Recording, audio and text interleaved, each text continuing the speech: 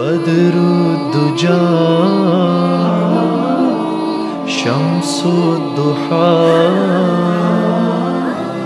नूरुल हुदा। अल्हम्दुलिल्लाहि वकफ़ा वस्सलातु वस्सलामु अला मन ला नबिय्य बअद अम्मा बअद अऊज़ु बिल्लाहि मिनश शैतानिर रजीम बिस्मिल्लाहिर रहमानिर रहीम व आमिनू बिमा अंज़लतु मुसद्दिक़न लिमा मअकुम वला तकूनू अव्वला काफ़िरिन बिही वला तश्तरू बिआयाती थमनन क़लीला व इय्याय फत्तक़ून वला तल्बिसुल हक़्क़ बिल बातिल व तक्तुमुल हक़्क़ व अंतुम तअलमून। कल दे सबक चों कोई एक दो चीज़ां आपां अगर दोहराई करनी है तो दस कोई केड़ी ऐसी अहम चीज़ सी जिहड़ी तुहानूं पसंद आई है, दिल नूं लगी है, याद है और उन्हें बेचैन करना शुरू करता है या तुहानूं उन्हें फिक्र लाती है, वो केड़ी कोई चीज़ हैगी है कल दे या परसों दे लैक्चर चों तफसीर चों कोई दोस्त दसेगा?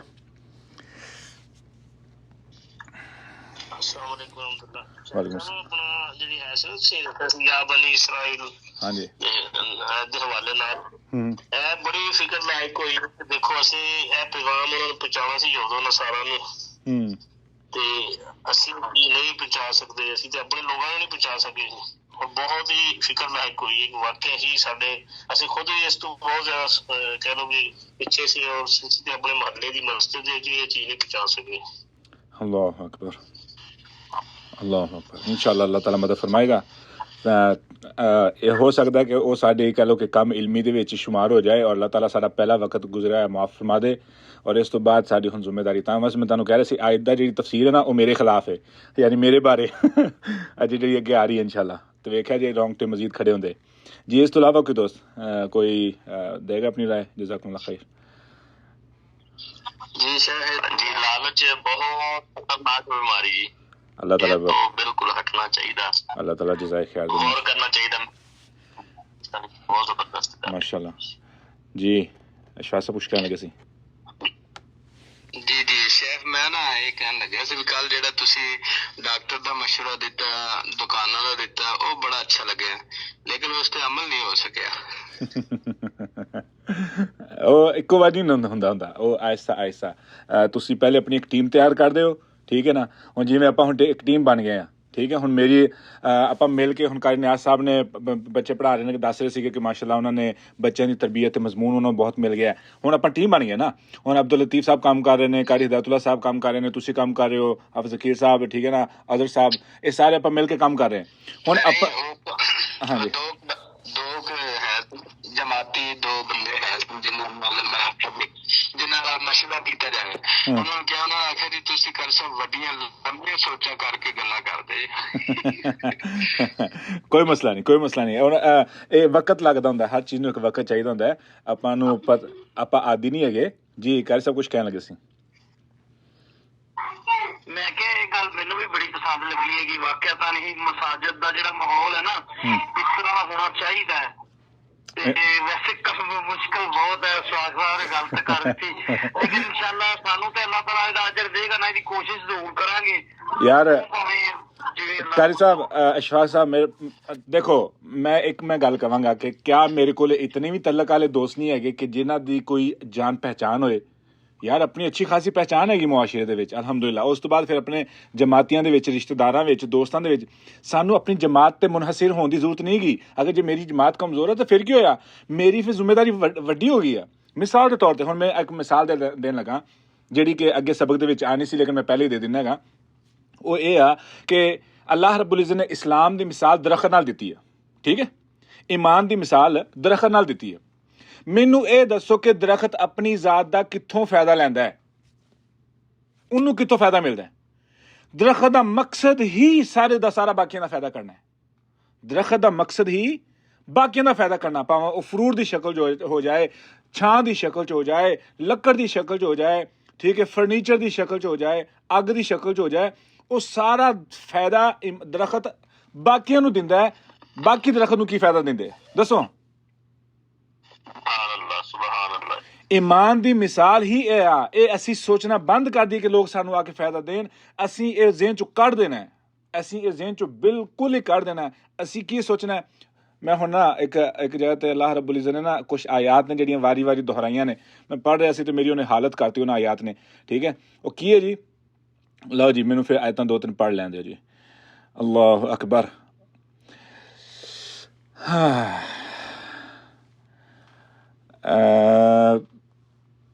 या कौमी ला असअलुकुम अलैहि अजरा इन अजरिया इल्ला अलल्लज़ी फतरनी अफला ताक़िलून, ठीक है। नंबर 1। फिर उस तो बाद आ गया जी आद अलैहिस्सलाम दा वाक़या, ठीक है ना, हूद अलैहिस्सलाम दा वाक़या। हाँ, हूद अलैहिस्सलाम दा उन्होंने भी यही गल कही। उन्होंने की किया कि मैनू कुछ नहीं चाहिए सिले च, मैनू कुछ नहीं चाहिए, मेरे सारा दा सारा मामला मेरे रब नाल, मैनू सिला ही मेरे रब कोलों चाहिए, ठीक है। उस तो बाद फिर सारे अलैहिस्सलाम की गल आई, उन्होंने भी यही गल कही। जिस भी पैगंबर नूं असीं उठा के देख लीए, जिस भी पैगंबर उठा के देख लीए, उन्होंने अपनी दावत तबलीग तो बाद एक ही गल की कि क्या साडा अजर रब ते आ, साडा अजर रब ते आ। एदा मतलब यह होया कि मेरी जिहड़ी जिम्मेदारी आ, मेरी जिहड़ी जिम्मेदारी दा जिहड़ा मकसद ना, वो एक दरखत आ, वो दरखत की तरह जिम्मेदारी मेरी, बस। हुण दरखत कौन जाके छतरी पांदा जो तुहानूं धुप लगदी है? कोई भी नहीं। कौन जाके उस तूफान नूं रोकदा जो तूफान आंदा है? कोई भी नहीं।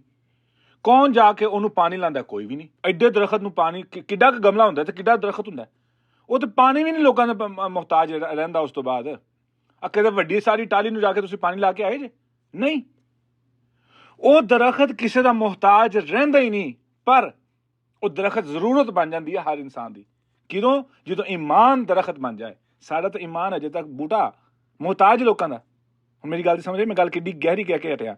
साडा ईमान हजे तक बूटा है, ये दरखत नहीं बनया। जिदन दरखत बन गया, इनू लोगों नाल इहदी गरज खत्म हो जाएगी। क्यों? खुद मुख्तार हो जाएगा, खुद मुख्तार हो जाएगा। हजे तक साडा ईमान बूटा है। अल्लाह रब्बुल इज़्ज़त साडे ईमान नू दरखत बना दे और बाकियां वास्ते फायदे दा, अमन दा, सुकून दा, इलम दा गहवारा बना दे अल्लाह ताला सानू, ठीक है। हाँ जी, हुण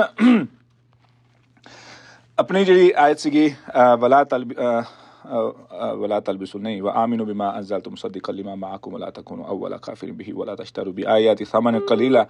इहदे विच कुछ अहकाम सी जिहड़े मैं कह लो कि बयान नहीं कर सकिया, कवर नहीं कर सकिया सी, ठीक है। तो उन्हां विचों एक तो यह चीज़ सीगी कि ये जिहड़े आयात नूं बेचना, आयात नूं छुपाना या अपनी मर्जी नाल मसाइल नूं तब्दील कर देना किसी दी दिल आज़ारी तो बचन वास्ते, ठीक है।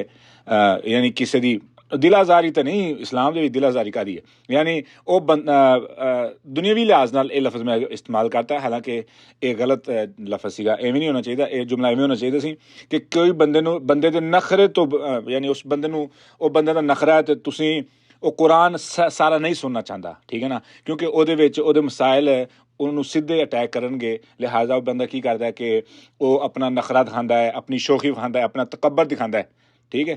कि दिल आज़ारी तो उदों इस्तेमाल होएगा ना जो तुसीं की ना है वो बंदा हक ते लेकिन तुसीं सच गलत बयानी करके ਉਹਦੀ दिल आज़ारी कर रहे हो। लफ्ज़ तां दिल आज़ारी बेहतर लफ्ज़ है, अदब ते एहतराम वाला लफ्ज़ है, तो मैं इत्थे नहीं इस्तेमाल करना चाहता जिथे 2 नंबरी हो रही। अच्छा, हुण वो बंदा जिहदे अंदर नहूसत पाई जाती है, दुनिया दा वो गर्वीदा है ते लालच दा मारिया होया है, मसाइल और हक नूं सुनन दी ਉਹਦੇ ਵਿੱਚ सलाहियत नहीं हैगी, और अगो इमाम साहब दे अंदर ईमान की कमज़ोरी आ, ठीक है। और ਉਹਦੇ अंदर भी मुहताजी पाई जाती है कि अगर मैं कुछ हक बयान करता तो मेरी तनख्वाह चली जानी है, क्योंकि रब तो नहीं मैनू पाल रहा। तनख्वाहदार जिहड़े है ने, सॉरी तबका मस्जिद मुंतज़मीन, वो मैनू पाल रहे हैं। लिहाजा जे इन्हां नूं मेरा नाराज़ करता तो मेरा रोज़गार बंद हो जाना, क्योंकि रब ताला दे ते दरवाजे तो मैनू कुछ नहीं मिलिया। ला हौला वला कुव्वता इल्ला बिल्लाह, मैनू गल बहुत बड़ी कहनी पै रही है, ठीक है। तो लिहाजा मैनू मुहताजी है इन्हां लोगों की, लिहाजा मैनू हक जिहड़ा ना वो छुपा के रखना पेगा। ਇਹਦੀ वजह तो फिर उन्हां लोगों नूं ਉਹਨਾਂ ਲੋਕਾਂ ਨੂੰ ਜਿਨ੍ਹਾਂ ਦੇ ਅੰਦਰ ਖਬਾਸਤ ਜਾਂ ਜਿਨ੍ਹਾਂ ਦੇ ਅੰਦਰ ਨਹੂਸਤ ਜਾਂ ਜਿਨ੍ਹਾਂ ਤੇ ਸ਼ੈਤਾਨ ਦਾ ਅਸਰ ਰਸੂਖ ਹੁੰਦਾ ਹੈ, ਉਹ ਫਿਰ ਇਮਾਮ ਸਾਹਿਬ ਨੂੰ ਪ੍ਰੈਸ਼ਰਾਈਜ਼ ਕਰਕੇ ਰੱਖਦੇ ਨੇ, ਪਰੇਸ਼ਾਨ ਕਰਕੇ ਰੱਖਦੇ ਨੇ, ਖੌਫਜ਼ਦਾ ਕਰਕੇ ਰੱਖਦੇ ਨੇ ਕਿ ਉਹ ਮਸਾਇਲ ਸਹੀ ਤਰ੍ਹਾਂ ਨਾਲ ਬਿਆਨ ਨਾ ਕਰ ਸਕਣ। ਤੇ ਕਿਆ ਇਹ ਉਲਮਾ ਹੀ ਗਲਤੀ ਕਰ ਸਕਦੇ ਨੇ ਜਾਂ ਆਮ ਬੰਦੇ ਵੀ ਗਲਤੀ ਕਰ ਸਕਦੇ ਨੇ? ਹਾਂਜੀ, ਆਮ ਲੋਕ ਵੀ ਗਲਤੀ ਕਰ ਸਕਦੇ ਨੇ। ਕਿਉਂ?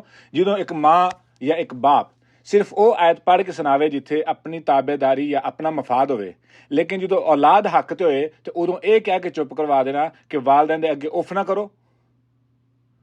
ਮਾਂ ਜਾਂ ਬਾਪ ਉਹ ਗਲਤੀ ਕਰ ਰਹੇ ਨੇ, ਸ਼ਰعੀ ਤੌਰ ਤੇ ਹਰਾਮ ਕੰਮ ਕਰ ਰਹੇ ਨੇ, ਭਾਵੇਂ ਜ਼ਰੀਆ ਆਮਦਨ ਹੋਏ, ਭਾਵੇਂ ਰਿਸ਼ਤੇਦਾਰੀ ਦੇ ਮਾਮਲਾਤ ਹੋਣ। ਮਾਂ ਚਾਚਿਆਂ ਦੇ ਖਿਲਾਫ ਝੂਠ ਬੋਲ ਕੇ ਬੱਚਿਆਂ ਨੂੰ ਬਦਜ਼ਨ ਕਰ ਰਹੀ ਹੈ, ਠੀਕ ਹੈ, ਔਰ ਬੱਚੇ ਨੂੰ ਅਕਲ ਆ ਗਈ ਹੈ ਕਿ ਮੇਰੀ ਮਾਂ ਕੰਮ ਗਲਤ ਕਰ ਰਹੀ ਹੈ। ਉਹਨੂੰ ਮਸਜਿਦ ਚੋਂ ਜਾਂ ਇਮਾਮ ਸਾਹਿਬ ਤੋਂ ਜਾਂ ਕਿਸੇ ਉਸਤਾਦ ਤੋਂ ਇਸ ਚੀਜ਼ ਦੀ ਖਬਰ ਆ ਗਈ ਕਿ ਕਿਵੇਂ ਮਾਵਾਂ ਬੱਚਿਆਂ ਨੂੰ ਆਪਣੇ ਚਾਚਿਆਂ ਦੇ ਖਿਲਾਫ, ਦਾਦਕਿਆਂ ਦੇ ਖਿਲਾਫ ਕਰਦੀਆਂ ਨੇ, ਔਰ ਆਪਣੇ ਵਾਲਿदैन ਦੇ ਬਾਰੇ ਯਾਨੀ ਨਨਿਆਲ ਦੇ ਬਾਰੇ ਕਿਵੇਂ ਫਰਿਸ਼ਤਿਆਂ ਦੀ ਮਿਸਾਲਾਂ ਦੇ ਤੇ ਜਾਂ ਕਿਵੇਂ ਦੇ ਮੁਹੱਬਤਾਂ ਪਿਆਰ ਦੇ ਜੁਮਲੇ ਇਸਤੇਮਾਲ ਕਰਕੇ ਬੱਚਿਆਂ ਦੀ ਜ਼ਿਹਨ ਸਾਜ਼ੀ ਕਰਦੀਆਂ ਨੇ। ਤੇ ਉਹ ਬੱਚੇ ਨੂੰ ਸਮਝ ਆ ਗਈ। ਜਦੋਂ ਮਾਂ ਨੇ ਕਿਹਾ ਕਿ ਕੋਈ ਗੱਲ ਕਰਨ ਲੱਗੀ ਚਾਚਿਆਂ ਦੇ ਖਿਲਾਫ, ਤੇ ਬੱਚਾ ਬੋਲ ਪਿਆ ਮਾਂ ਜੀ ਇਹ ਗੱਲ ਮੁਨਾਸਬ ਨਹੀਂ ਹੈਗੀ, ਠੀਕ ਹੈ।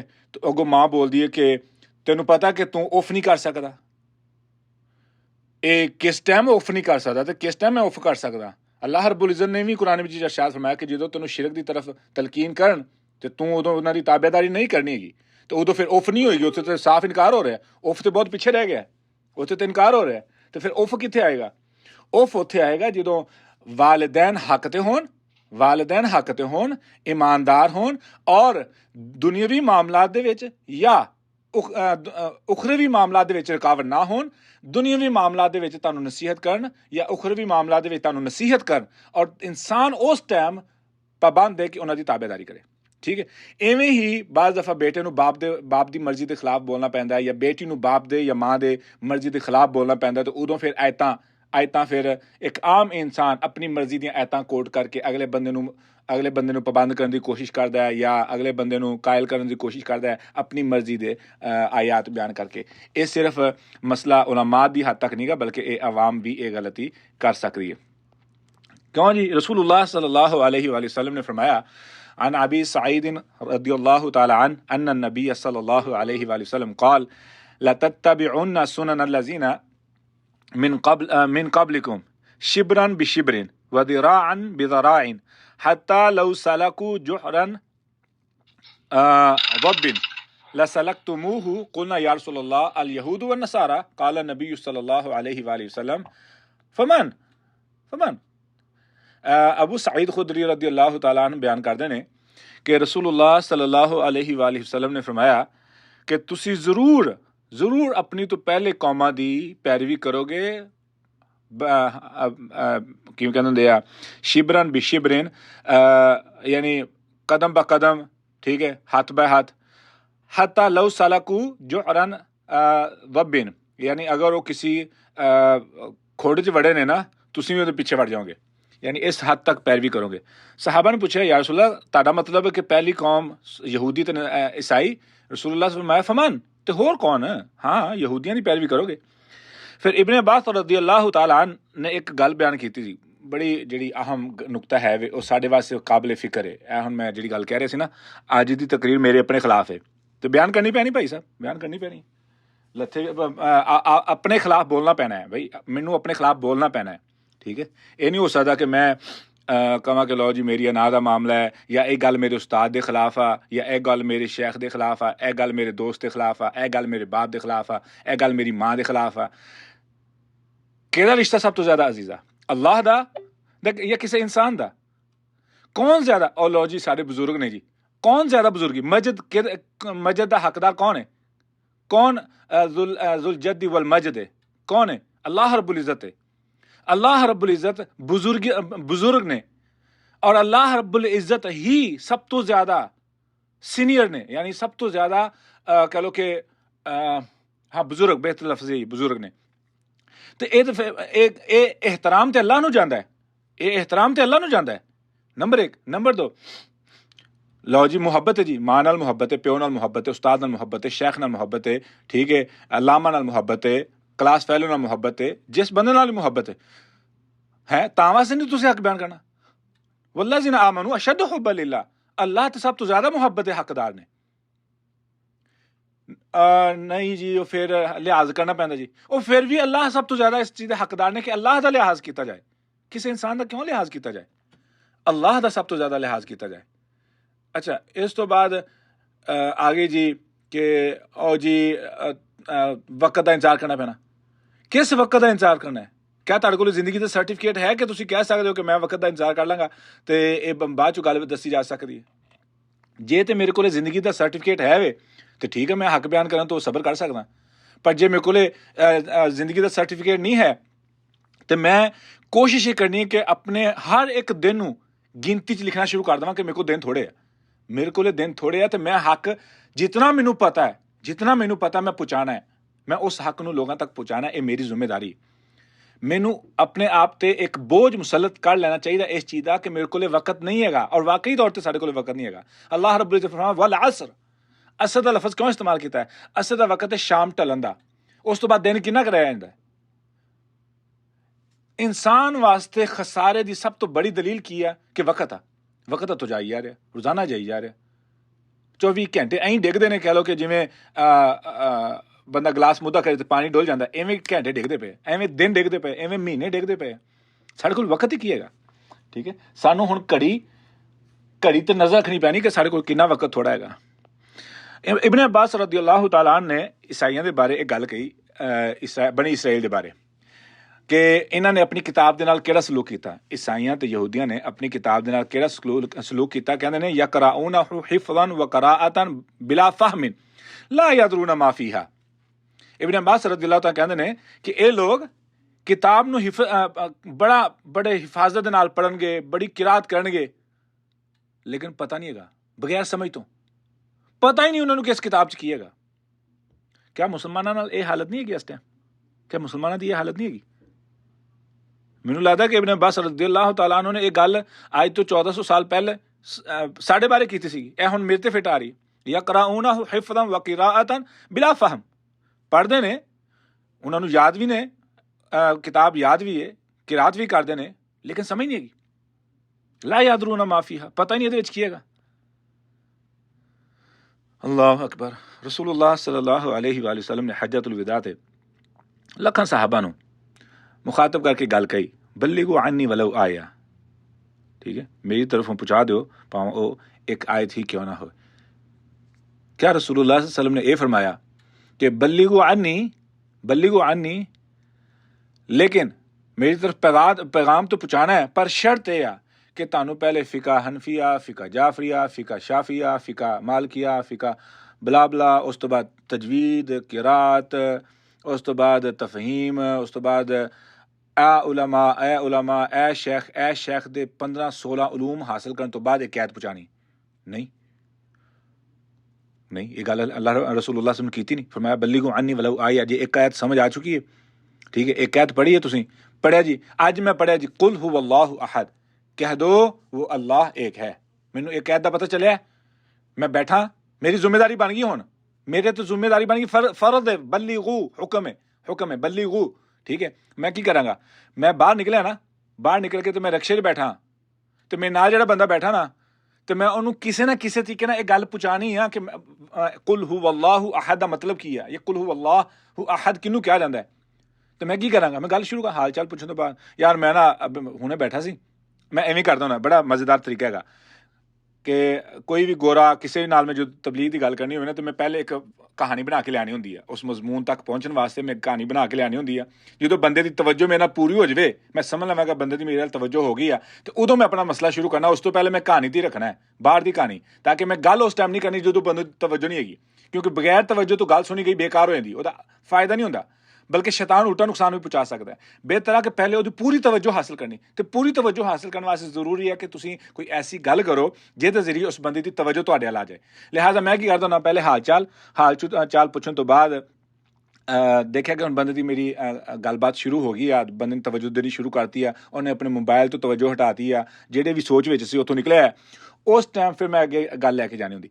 ਇਵੇਂ ਹੁਣ ਤੁਸੀਂ ਮਿਸਾਲ ਤੌਰ 'ਤੇ ਆਪਾਂ ਆਇਤ ਪੜ੍ਹੀ ਆ, ਹੁਣ ਕੁਲ ਹੁਵ ਅੱਲਾहु अहद, ਆਪਾਂ ਇਹੀ ਕਹਿ ਲਓ ਜਿਹੜੀ ਆਇਤ ਪੜ੍ਹਦੇ ਪਏ ਆ, वला तशतरू भी आयाति समनन कलीला व इया फत्तकून।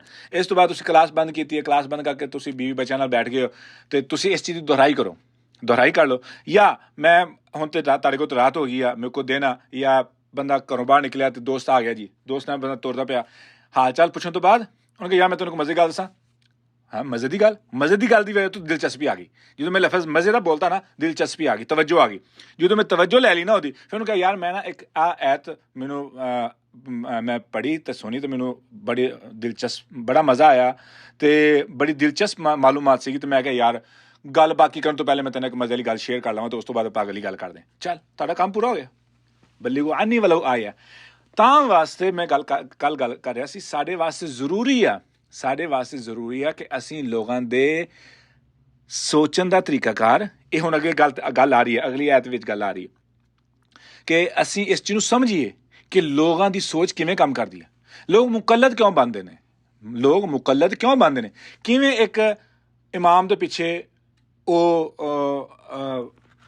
मौलवी साहब स्टेज ते बैठ के तकरीर करते हैं तो सुनने वाला 200-300 बंदा 400 बंदा वो गली ते आ जाता है, गली ते आके ते नारे मारदा होया पूरा महल्ला तूड़ो तूड़ करके ते पूरे महल्ले दे सुत्ते बच्चे जगा के बुरी हालत करके वो जलूस ते निकल जाते। तकलीद है जी, ਇਹਦਾ मतलब है सानू समझना पैना है एक एज ए दाई होने के नाते नाल मैनू समझना पैना कि लोग किस तरीके नाल मशहूर हो जाते हैं, यानी मशहूर तो मुराद किवें वो अन्ने हो जाते हैं और किहड़ा वो तरीका जिस तरीके नाल असीं उस जहालत च उन्हां नूं कढना है, कढ के उन्हां नूं हिदायत की तरफ लैके आना है। तो वो एक किवें सोच इंसान की काम करती, इंसान का दिमाग किवें काम करता, पहले भी अपनी गल हुई सी, लेकिन वो फिर जो सानू समझ आनी शुरू होएगी तो फिर सानू आसान हो जाएगा इस मामले नूं समझना कि किस बंदे की किस हद तक किस तरीके की जिम्मेदारी होएगी और उन्होंने किस तरीके नाल दावत तबलीग का काम करना है। अच्छा हुण इहदा एक चीज़ तो सानू समझ आ गई कि कुरान मजीद दे दावत तबलीग वास्ते, कुरान मजीद की तबलीग वास्ते, इशात वास्ते, तालीम वास्ते कोई हज़ारा उलूम नहीं दरकार है, ठीक है। हाँ हर जुबान का एक हक होंदा है कि उसनूं उस सही तरीके नाल बोलिया जाए कि सुनने वाला समझ ले, इनू जिन्हों तजवीद मखारज किया जाता है, ये हर जुबान का ये हक है। हुण मेरे वास्ते जरूरी है कि मैं जिहड़ी भी जुबान बोला मैं उसका हक अदा कर देवां, किवें कि जो मैं बोलना अगले नूं समझ आ जाए। अगर मैं बोला इस अंदाज कि अगले नूं समझ ना आवे तो मैं जुबान का हक अदा नहीं कर रहा, क्योंकि उसका मकसद नहीं पूरा होया, ठीक है। इन्ना कि मेरे वास्ते जरूरी है कुरान मजीद नूं पढ़न तो पहले या कुरान मजीद पहुँचाने तो पहले मैनू इन्ना तो पता हो कि मैं जो एक आयत पढ़ा अगले बंदे नूं गलत समझ ना आए, ठीक है। चूँकि असी अरबी नहीं गए तां वास्ते मैनू ये थोड़ा जिहा कायदा इजाफी लागू हो जाता ताकि मैं कुरान मजीद की तलावत ना तो गलती करा ना सुनने वाले नूं शक ते गलत शुभा च पावां। ए बस एक चीज़ मैनू साढ़े ते इजाफा होंदा है। बाकी जिस बंदे नूं पहले पता है, जिन्होंने कुरान पढ़ना आंदा है और कुरान समझ लैंदा है, वो वास्ते कोई शर्त नहीं हैगी कि खास इलम हासिल करने तो बाद। हुण ये जिहड़ी अंधी तकलीद की अपनी गल हो रही ना, मैं एक गल काहतों कर रहा, ये गल काहतों कर रहा चूँकि हक नहीं छुपाना हैगा, हक अल्लाह की आयात नूं नहीं वेचना हैगा।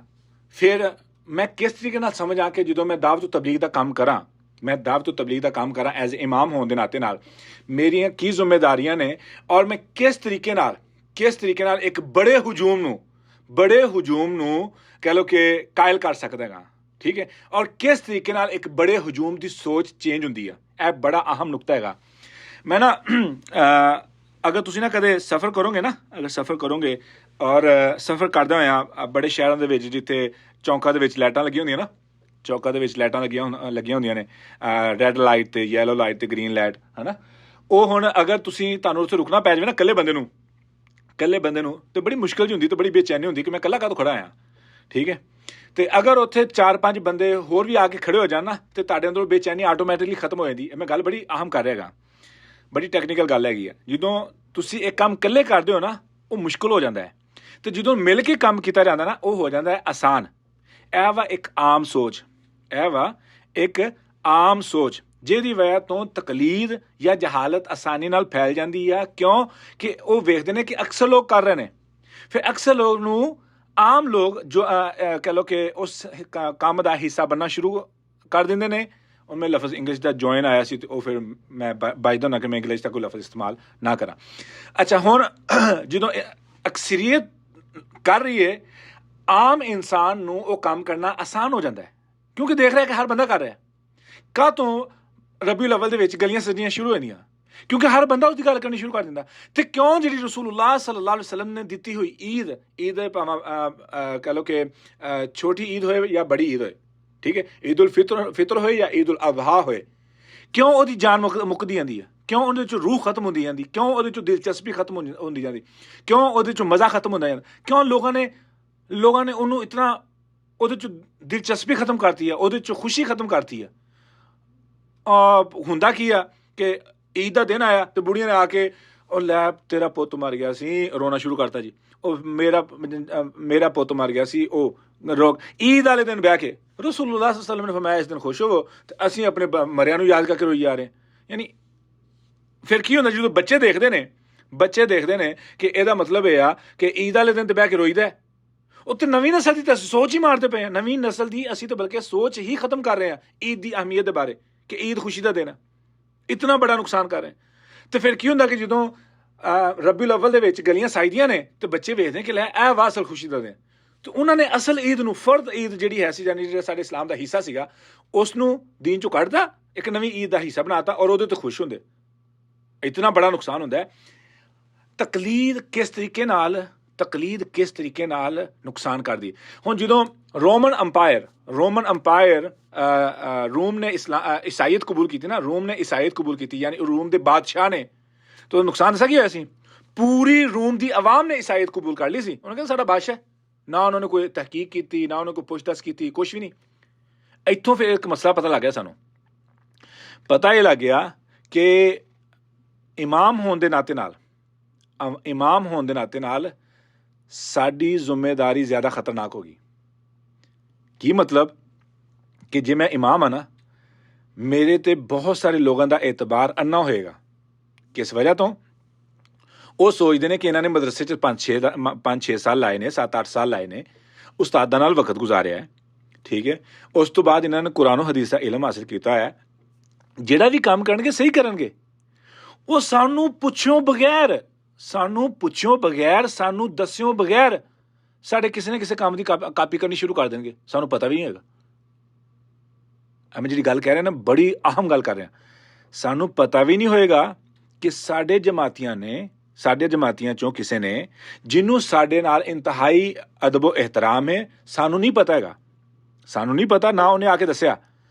ਚੂੰਕਿ ਉਹਨੂੰ ਪਤਾ ਹੈ ਕਿ ਅਸੀਂ ਮਦਰਸੇ 6-7 ਸਾਲ ਲਾਏ ਨੇ, ਉਸਤਾਦਾਂ ਨਾਲ ਵਕਤ ਗੁਜ਼ਾਰਿਆ ਆ, ਕੁਰਾਨ ਹਦੀਸ ਦਾ ਇਲਮ ਹਾਸਿਲ ਕੀਤਾ ਹੈ। ਚੂੰਕਿ ਜੋ ਵੀ ਇਹ ਇਮਾਮ ਸਾਹਿਬ ਕੰਮ ਕਰਨਗੇ, ਸ਼ੇਖ ਸਾਹਿਬ ਕੰਮ ਕਰਨਗੇ, ਖਤੀਬ ਸਾਹਿਬ ਕੰਮ ਕਰਨਗੇ, ਉਹ ਕੁਰਾਨ ਹਦੀਸ ਦੇ ਦਾਇਰੇ 'ਚ ਰਹਿ ਕੇ ਕਰਨਗੇ। ਲਿਹਾਜ਼ਾ ਉਹਨਾਂ ਨੇ ਤੁਹਾਨੂੰ ਜਾਂ ਮੈਨੂੰ ਕਰਦਿਆਂ ਵੇਖ ਕੇ ਕਰਨਾ ਸ਼ੁਰੂ ਕਰਤਾ, ਕੁਛ ਵੀ ਅਮਲ ਸੀਗਾ। ਜਦੋਂ ਉਹਨਾਂ ਨੇ ਕਰਨਾ ਸ਼ੁਰੂ ਕਰਤਾ, ਮੇਰੀ ਜ਼ਿੰਮੇਦਾਰੀ ਉਹ ਮੇਰੇ ਵਾਸਤੇ ਜ਼ਿੰਮੇਦਾਰੀ ਬਣ ਗਈ। ਕਿਵੇਂ?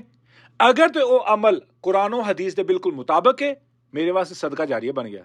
ਪਰ ਅਗਰ ਉਹ ਕੰਮ ਕੁਰਾਨ ਹਦੀਸ ਦੇ ਮੁਤਾਬਕ ਨਹੀਂ ਸੀ, ਮੇਰੇ ਵਾਸਤੇ ਗੁਨਾਹ ਜਾਰੀਆ ਬਣ ਗਿਆ। ਇਹਦਾ ਮਤਲਬ ਇਹ ਹੋਇਆ ਕਿ 2 ਗਰੁੱਪ ਬਣ ਗਏ ਨੇ, ਸਾਡੇ ਜਮਾਤੀਆਂ 'ਚ 2 ਗਰੁੱਪ ਬਣ ਗਏ ਨੇ। ਪਹਿਲਾ ਗਰੁੱਪ ਕਿਹੜਾ ਹੈ? ਵਮਿਨਹੁਮ ਉਮੀਯੂਨ ਲਾ ਯਅਲਮੂਨ ਅਲ ਕਿਤਾਬ। ਹਾਲਾਂਕਿ ਇਹ ਆਇਤ ਫਿੱਟ ਤੇ ਯਹੂਦ ਨਸਾਰਾ ਵਾਸਤੇ ਆਉਂਦੀ ਹੈ, ਪਰ ਅੱਲਾਹ ਰੱਬੁਲ ਇੱਜ਼ਤ ਨੇ ਕੁਰਾਨ 'ਚ ਕਦੋਂ ਬਿਆਨ ਕੀਤੀ ਹੈ? ਕਿਉਂਕਿ ਇਹ ਕੈਫੀਅਤ ਸਾਡੀ ਵੀ ਹੈ ਕਿ ਸਾਡੇ ਵਿੱਚੋਂ ਕੁਝ ਐਸੇ ਅਨਪੜ੍ਹ ਲੋਕ ਨੇ, ਲਾ ਇਲਮ ਲੋਕ ਨੇ, ਜਿਨ੍ਹਾਂ ਨੂੰ ਕਿਤਾਬ ਦਾ ਇਲਮ ਹੀ ਨਹੀਂ ਹੈਗਾ, ਵਾਕਈ ਨਹੀਂ ਕੁਰਾਨ ਦਾ ਇਲਮ ਹੈਗਾ। ਸਵਾਏ ਨਾਜ਼ਰੇ ਤੋਂ ਸਾਡੀ ਮਸਜਿਦ 'ਚ ਆਉਣ ਵਾਲੇ ਬੱਚੇ, ਜਿਨ੍ਹਾਂ ਨੇ ਅੱਜ ਤੋਂ ਹੁਣ ਮਾਸ਼ਾਅੱਲਾ 10-10, 15-15 ਸਾਲ ਹੋ ਗਏ ਸਾਨੂੰ ਪੜ੍ਹਾਉਂਦਿਆਂ ਨੂੰ, 15 ਸਾਲ ਦੇ ਅਰਸੇ ਦੇ ਦੌਰਾਨ ਕਿਤਨੇ ਐਸੇ ਬੱਚੇ ਨੇ ਜਿਹੜੇ ਨਾਜ਼ਰਾ ਪੜ੍ਹ ਕੇ ਗਏ ਨੇ ਤੇ ਦੁਬਾਰਾ ਵਾਪਸ ਆਏ ਹੋਣ ਮਸਜਿਦ 'ਚੋਂ ਛੱਡਣ ਤੋਂ ਬਾਅਦ, ਵਾਪਸ ਆ ਕੇ ਉਹਨਾਂ ਨੇ ਤਰਜਮਾ ਸ਼ੁਰੂ ਕਰਤਾ ਹੋਵੇ। 1%, 5%, 10%, 20%, ਯਾਨੀ 100 'ਚੋਂ 5 ਬੱਚੇ ਆਏ ਹੋਣਗੇ ਜਾਂ 10 ਬੱਚੇ, ਬਾਕੀ 80 ਕਿੱਧਰ ਗਏ ਜਾਂ 90 ਕਿੱਧਰ ਗਏ? ਕੰਮਾਂ ਕਾਰਾਂ 'ਚ ਲੱਗ ਗਏ। ਉਹਨਾਂ ਨੂੰ ਇਹੀ ਮੁਆਸ਼ਰੇ ਤੋਂ ਜਾਂ ਆਸੇ ਪਾਸੋਂ ਇਹੀ ਪਤਾ ਲੱਗਿਆ ਸੀ ਕਿ ਕੁਰਾਨ ਦੀ ਅਰਬੀ ਪੜ੍ਹ ਲਈ ਹੈ ਤੇ ਤੁਹਾਡਾ ਫਰਜ਼ ਪੂਰਾ ਹੋ ਗਿਆ, ਬਸ ਤੁਸੀਂ ਕੁਰਾਨ ਪੜ੍ਹ ਲਿਆ। ਇਹ ਵੀ ਇੱਕ ਬਹੁਤ ਵੱਡਾ ਧੋਖਾ ਹੈ ਸਾਡੇ ਨਾਲ ਤੇ ਆਇੰਦਾ ਨਸਲ ਨਾਲ, ਕਿ ਅਸੀਂ ਅਰਬੀ ਪੜ੍ਹਾ ਕੇ ਕਹਿੰਦੇ ਕਿ ਬੱਚੇ ਨੇ ਕੁਰਾਨ ਪੜ੍ਹ ਲਿਆ। ਨਹੀਂ, ਉਹਨਾਂ ਨੇ ਕੁਰਾਨ ਨਹੀਂ ਪੜ੍ਹਿਆ, ਉਹਨਾਂ ਨੇ ਸਿਰਫ ਕੁਰਾਨ ਦੀ ਅਰਬੀ ਪੜ੍ਹੀ ਆ। ਕੁਰਾਨ ਪੜ੍ਹਨਾ ਬਹੁਤ ਬੜਾ ਲਫ਼ਜ਼ ਹੈ, ਬਹੁਤ ਬੜਾ ਲਫ਼ਜ਼ ਹੈ। कि कुरान मजीद का तर्जमा हो गया, कुरान मजीद का मकाम हो गया, तफसीर होगी, तफहीम होगी, किरात होगी, एक एक इलम जिहड़ा अल्लाह रब्बुल इज़्ज़त ने कुरान मजीद च रखिया है उसनूं समझना। ਜਦੋਂ ਉਹਨੂੰ ਸਮਝਣਾ ਸ਼ੁਰੂ ਕਰਤਾ ਤਾਂ ਉਦੋਂ ਅਸੀਂ ਕੁਰਾਨ ਪੜ੍ਹਨਾ ਸ਼ੁਰੂ ਕਰਤਾ ਹੈ, ਨਹੀਂ ਤੇ ਅਸੀਂ ਅਰਬੀ ਹੀ ਪੜ੍ਹੀ ਆ, ਅਸੀਂ ਅਰਬੀ ਹੀ ਪੜ੍ਹਾਈ ਆ। ਠੀਕ ਹੈ, ਇਹ ਇੱਕ ਸਾਨੂੰ ਇਤੀ ਵਾਲੇਕੁਮ ਸਲਾਮ। ਅੱਛਾ, ਹੁਣ ਇੱਕ ਚੀਜ਼ ਤਾਂ ਸਾਨੂੰ ਸਮਝ ਆ ਗਈ ਕਿ ਪਹਿਲਾ ਗਰੁੱਪ ਹੋ ਗਿਆ ਵਮਿਨਹੁਮ ਉਮੀਯੂਨ ਲਾ ਯਅਲਮੂਨ ਕਿਤਾਬ। ਦੂਸਰਾ ਗਰੁੱਪ ਉਹ ਆ ਕਿ ਜਿਹੜੇ ਨੇ ਸਾਡੇ ਵਰਗੇ ਮਤਲਬ ਜਿਨ੍ਹਾਂ ਨੇ ਮਦਰਸੇ 'ਚ 5-6 ਸਾਲ ਲਾਏ, 7-8 ਸਾਲ ਲਾਏ, ਕੁਰਾਨ ਮਜੀਦ ਦਾ ਤਰਜਮਾ ਪੜ੍ਹਿਆ, ਤਫਸੀਰ ਪੜ੍ਹੀ, ਠੀਕ ਹੈ, ਉਸ ਤੋਂ ਬਾਅਦ ਦਾਵਤ ਤਬਲੀਗ ਦਾ ਕੰਮ ਸ਼ੁਰੂ ਕਰਤਾ। ਉਹਨਾਂ ਨੂੰ ਇੱਕ ਚੀਜ਼ ਦਾ ਇੱਕ ਤਸੱਲੀ ਹੈ ਕਿ ਉਹਨਾਂ ਨੇ ਕੋਈ ਵਕਤ ਗੁਜ਼ਾਰਿਆ ਉਲਮਾ ਦੇ ਨਾਲ। ਹੁਣ ਜਿਵੇਂ ਮੈਂ ਅੱਗੇ ਦੱਸ ਕੇ ਹਟਿਆ ਕਿ ਉਹਨਾਂ ਦੇ ਪਿੱਛੇ ਬਹੁਤ ਸਾਰੇ ਐਸੇ ਲੋਕ ਮੌਜੂਦ ਹੁੰਦੇ ਨੇ ਜਿਹੜੇ ਉਹਨਾਂ ਨੂੰ ਦੱਸਿਓ ਬਗੈਰ ਉਹਨਾਂ ਦੀ ਅੰਨੀ ਤਕਲੀਦ ਕਰ ਰਹੇ ਹੁੰਦੇ ਨੇ। ਸਾਡੇ ਵਾਸਤੇ ਇਹ ਮਾਮਲਾ ਬੜਾ ਖਤਰਨਾਕ ਹੈ ਕਿ ਅਸੀਂ ਅਵਾਮ ਨੂੰ ਆਪਣਾ ਮੁਕੱਲਦ ਨਹੀਂ ਬਣਾਉਣਾ, ਅਵਾਮ ਨੂੰ ਆਪਣਾ ਮੁਕੱਲਦ ਤੇ ਮੁਹਤਾਜ ਨਹੀਂ ਬਣਾਉਣਾ। ਅਸੀਂ ਅਵਾਮ ਨੂੰ ਕੁਰਾਨ ਮਜੀਦ ਦੇ ਇਲਮ ਦੇ ਬਾਰੇ ਖੁਦ ਮੁਖਤਾਰ ਕਰਨਾ ਹੈ, ਖੁਦ ਮੁਖਤਾਰ, ਕਿ ਉਹਨਾਂ ਨੂੰ ਮੇਰੇ ਕੋਲੇ ਆਉਣ ਦੀ ਜ਼ਰੂਰਤ ਹੀ ਪੇਸ਼ ਨਾ ਆਏ, ਖੁਦ ਹੀ ਕੁਰਾਨ ਤੋਂ ਆਪਣਾ ਨਤਾਇਜ ਹਾਸਲ ਕਰਨ। ਮੇਰੇ ਇੱਕ ਉਸਤਾਦ ਨੇ ਕਹਿੰਦੇ ਮੈਨੂੰ ਜਦੋਂ ਵੀ ਕੋਈ ਮਸਲਾ ਪੇਸ਼ ਆਵੇ, ਕੋਈ ਵੀ ਮੇਰੀ ਜ਼ੇਨ ਦੇ ਵਿੱਚ ਐਸਾ ਮਸਲਾ ਫਸ ਗਿਆ ਕਿ ਮੈਨੂੰ ਸਮਝ ਨਹੀਂ ਆ ਰਹੀ ਮੈਂ ਕੀ ਕਰਾਂ, ਮੈਂ ਕੀ ਕਰਦਾ, ਕਹਿੰਦਾ ਮੈਂ ਕੁਰਾਨ ਮਜੀਦ ਖੋਲ੍ਹਣਾ ਤੇ ਪੜ੍ਹਨਾ ਸ਼ੁਰੂ ਕਰ ਦੇਣਾ ਹੁੰਦਾ। ਕਹਿੰਦਾ ਤਰਜਮਾ ਤੇ ਆਉਂਦਾ ਚੂੰਕਿ ਪਤਾ ਹੁੰਦਾ ਕਿ ਐਤ ਕੀ ਕਹਿ ਰਹੀ ਹੈ, ਤੇ ਕਹਿੰਦਾ ਜਦੋਂ ਮੈਂ ਪੜ੍ਹਨਾ ਸ਼ੁਰੂ ਕਰ ਦੇਣਾ 1-2-3 ਸਫ਼ਿਆਂ ਦੇ ਵਿੱਚ ਮੈਨੂੰ ਮੇਰੇ ਮਸਲੇ ਦਾ ਬਿਹਤਰੀਨ ਜਵਾਬ ਮਿਲ ਜਾਂਦਾ ਤੇ ਮੈਂ ਕਹਿ ਲਓ ਕਿ ਮੈਨੂੰ ਸਕੂਨ ਮੁਯੱਸਰ ਆ ਜਾਂਦਾ। ਹੁਣ ਹਦਾਇਤ ਕਿਵੇਂ ਹਾਸਲ ਹੋਏਗੀ? ਕੁਰਾਨ ਵੀ ਤਾਂ ਹਿਦਾਇਤ ਹੈ ਨਾ। ਹਿਦਾਇਤ ਦਾ ਮਤਲਬ ਕੀ ਆ ਕਿ ਮੈਂ ਦੁਨੀਆਵੀ ਮਾਮਲਾਤ ਦੇ ਵਿੱਚ ਜਿੱਥੇ ਵੀ ਫਸ ਗਿਆ, ਕਿਸੇ ਵੀ, ਭਾਵੇਂ ਉਹ ਮਾਮਲਾ ਮੇਰਾ ਜ਼ਾਤੀ ਆ, ਭਾਵੇਂ ਉਹ ਇਜਤਮਾਈ ਆ, ਭਾਵੇਂ ਉਹ ਖਾਨਦਾਨੀ ਆ, ਭਾਵੇਂ ਉਹ ਕਾਰੋਬਾਰੀ ਆ, ਭਾਵੇਂ ਉਹ ਲੈਣ ਦੇਣ ਆ, ਭਾਵੇਂ ਉਹ ਕਤਾ ਤਲਕੀ ਆ ਜਾਂ ਤਲਕ ਆ, ਕੁਛ ਵੀ ਹੈਗਾ, ਕੋਈ ਵੀ ਮਾਮਲਾ, ਮੈਨੂੰ ਹਿਦਾਇਤ ਕਿਦੋਂ ਮਿਲੇਗੀ? ਮੈਂ ਕੁਰਾਨ ਵੀ ਤਾਂ ਖੋਲਾਂ, ਪੜ੍ਹਨਾ ਸ਼ੁਰੂ ਕਰ ਦੇਵਾਂ। ਅੱਲਾਹ ਰੱਬੁਲ ਇੱਜ਼ਤ ਨੂੰ ਪਤਾ ਹੈ ਨਾ ਕਿ ਮੈਨੂੰ ਕੀ ਮਸਲਾ ਹੈ। ਆਯਾਤ ਫਿਰ ਮੇਰੀ ਰਹਿਨੁਮਾਈ ਕਰਨੀ ਹੈ। ਕਿਵੇਂ ਰਹਿਨੁਮਾਈ ਕਰਨੀ ਹੈ? ਕਿਉਂਕਿ ਆਯਾਤ ਦਾ ਕੁਰਾਨ ਵੀ ਦਾ ਮਕਸਦ ਹੀ ਰਹਿਨੁਮਾਈ ਕਰਨਾ ਹੈ। ਰਹਿਨੁਮਾਈ ਕਿਸ ਕੰਮ 'ਚ ਕਰਨੀ? ਸਿਰਫ ਇੱਕ ਜੰਨਤ ਦਾ ਰਸਤਾ ਦਿਖਾਣਾ। ਤੇ ਜੇ ਇਕੱਲਾ ਜੰਨਤ ਦਾ ਰਸਤਾ ਦਿਖਾਣਾ ਉਹ ਤਾਂ ਫਿਰ ਇਕੱਲਾ ਨਮਾਜ਼ ਰੋਜ਼ੇ ਵਿੱਚ ਆ ਜਾਂਦਾ। ਫਿਰ ਤਜਾਰਤ, ਕਾਰੋਬਾਰ, ਤਲਾਕ ਦੇ ਮਸਾਇਲ ਕੁਰਾਨ ਵਿੱਚ ਬਿਆਨ ਨਹੀਂ ਹੋਣੇ ਚਾਹੀਦੇ ਸੀ, ਕਿਉਂਕਿ ਕੁਰਾਨ ਮਜੀਦ ਪੂਰੇ ਇਨਸਾਨੀ ਹਿਦਾਇਤ ਦਾ ਸਰਚਸ਼ਮਾ ਹੈ। ਯਾਨੀ ਹਰ ਕਿਸਮ ਦੀ ਹਿਦਾਇਤ ਜਿਹੜੀ ਇਨਸਾਨ ਨੂੰ ਇਸ ਦੁਨੀਆ 'ਚ ਰਹਿਣ ਵਾਸਤੇ ਚਾਹੀਦੀ ਹੈ ਉਹ ਇਸ ਕੁਰਾਨ ਮਜੀਦ ਦੇ ਵਿੱਚ ਮੌਜੂਦ ਆ। ਠੀਕ ਹੈ, ਔਰ ਇਸ ਦੇ ਨਾਲ ਹਦੀਸ ਰਸੂਲੁल्लाह सल्लल्लाहु अलैहि वसल्लम ਉਹਦੇ ਵਿੱਚ ਕੋਈ ਸ਼ੱਕ ਹੀ ਨਹੀਂ ਹੈਗਾ ਨਾ। ਹੁਣ ਦਰਅਸਲ ਮੈਨੂੰ ਉਦੋਂ ਹਿਦਾਇਤ ਮੁਯੱਸਰ ਆਏਗੀ ਜਦੋਂ ਮੈਂ ਕੁਰਾਨ ਮਜੀਦ ਨੂੰ ਸਮਝਾਂਗਾ, ਨਹੀਂ ਤੇ ਵਮਿਨਹੁਮ ਉਮੀਯੂਨ ਲਾ ਯਅਲਮੂਨ ਅਲ ਕਿਤਾਬ, ਆਇਤਾਂ ਫਿਰ ਉਤੋਂ ਹੀ ਜਾਣੀ ਹੈ ਗੱਲ, ਤੇ ਫਿਰ ਯਹੂਦ ਨਸਾਰਾ ਵਾਲੀ ਹੋਏ ਨਹੀਂ। ਅੱਛਾ, ਇਸ ਤੋਂ ਬਾਅਦ ਅੱਗੇ ਜਿਹੜੀ ਹੈ ਵਾ ਜਿਹੜੀ ਆਪਣੀ ਵਲਾ ਤਲਬਿਸੁਲ ਹੱਕਾ ਬਿਲ ਬਾਤਿਲ व तक्तुमुल हक्का व अंतुम तालमून, ਇਹਦੇ ਵਿੱਚ ਹਜੇ ਮਜ਼ੀਦ ਇਸ ਆਇਤ ਆਉਣ ਤੋਂ ਪਹਿਲੇ ਸਾਨੂੰ ਬਨੀ ਇਸਰਾਇਲ ਦਾ ਥੋੜਾ ਤਾਰਫ ਹੈ ਵੇ ਕਿ ਕਿਸ ਤਰੀਕੇ ਨਾਲ ਮੂਸਾ अलैहिस्सलातु वस्सलाम ਨੇ ਉੱਥੋਂ ਬਨੀ ਇਸਰਾਈਲ ਨੂੰ ਮਿਸਰ 'ਚੋਂ ਕੱਢ ਕੇ ਦਰਿਆ ਪਾਰ ਕਰਾ ਕੇ ਲੈ ਕੇ ਗਏ। ਫਿਰ ਉੱਥੇ ਕਿਸ ਤਰੀਕੇ ਨਾਲ ਰੇਗਿਸਤਾਨ ਦੇ ਵਿੱਚ ਉਹਨਾਂ ਨੇ ਵਕਤ ਗੁਜ਼ਾਰਿਆ, ਕਿਸ ਤਰੀਕੇ ਨਾਲ ਮਨਸਲਵਾ ਨਾਜ਼ਲ ਹੋਇਆ, ਕਿਸ ਤਰੀਕੇ ਨਾਲ ਉਹਨਾਂ ਨੇ ਫਿਰ ਮੁਤਾਲਬੇ ਕੀਤੇ ਔਰ ਅੱਲਾਹ ਰੱਬੁਲ ਇੱਜ਼ਤ ਨੂੰ ਕਿਹਾ ਕਿ ਜਾਓ ਫਲਾਣੇ ਇਲਾਕੇ ਜਾਓ, ਉੱਥੇ ਜਾ ਕੇ ਤੁਸੀਂ ਖਾਓ ਪੀਓ ਬਲਾ ਬਲਾ। ਈਸਾਈਆਂ ਨੇ ਇੱਕ ਗੱਲ ਕਹੀ, ਇਹ ਹਜੇ ਇਸ ਬਨੀ ਇਸਰਾਈਲ ਦੇ ਤਾਰਫ ਦੇ ਵਿੱਚ 2-3 ਚੀਜ਼ਾਂ ਸੀਗੀਆਂ ਜਿਹੜੀਆਂ ਰਹਿ ਗਈਆਂ ਸੀਗੀਆਂ, ਉਹ ਮੈਂ ਅੱਜ ਬਿਆਨ ਕਰਾਂ ਕੱਲ੍ਹ ਕਰਾਂ, ਉਹ ਕਰਦੇ ਕੱਲ੍ਹ, ਹਾਂ ਉਹ ਕੱਲ੍ਹ ਕਰਦੇ ਹਾਂ, ਥੋੜ੍ਹਾ ਅੱਜ ਪਿੱਛੇ ਜਾਂਦੇ ਕਿ ਵਲਾ ਤਲਬਿਸੁਲ ਹੱਕਾ ਤੇ वला तलबिसुल हक्का बिल बातिल व तक्तुमुल हक्का व अंतुम तालमून। कोई दोस्त इसका तर्जमा करेगा? वला तलबिसुल हक्का बिल बातिल व तक्तुमुल हक्का व अंतुम तालमून, कोई भी दोस्त?